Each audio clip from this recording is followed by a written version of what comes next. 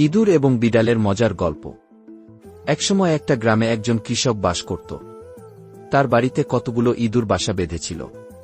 ইঁদুরগুলো বাড়ির মালিকের অনেকম ক্ষতি করছিল নানারকমভাবে। বাড়ির মালিক অত্যন্ত বিরক্ত হয়ে তাদের হাত থেকে রেহাই পাওয়ার জন্য একটা বিড়াল নিয়ে এলো। বিড়ালটা প্রতিদিন অনেকগুলো করে ইঁদুর মারতে শুরু করল।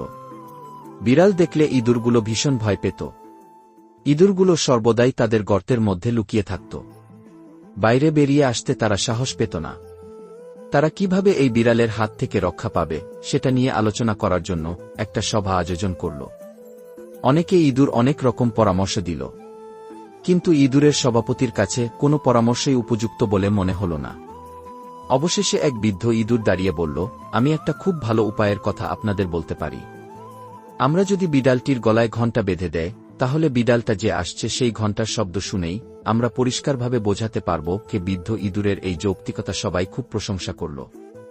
কিন্তু অন্য একটা বৃদ্ধ ইঁদুর তার আসন থেকে উঠে দাঁড়িয়ে বলল, আমাদের এই বৃদ্ধ বন্ধুটি এইমাত্র যে উপায়ের কথা করলেন তা নিঃসন্দেহে খুবই ভালো, কিন্তু সমস্যাটা হল বিড়ালের গলায় ঘণ্টা বাঁধবে কে? তার এই কথা শুনে সকলেই চুপ করে রইল, কেউ একটি কথাও বলতে পারল না। কারণ বিড়ালের গলায় ঘণ্টা বাঁধার মতো সাহস বা ক্ষমতাবান কেউ সেখানে ছিল না। গল্পের নৈতিক শিক্ষা হল, কোনো কথা বা কাজ বলা খুব সহজ, কিন্তু তা বাস্তবে করা অনেক কঠিন।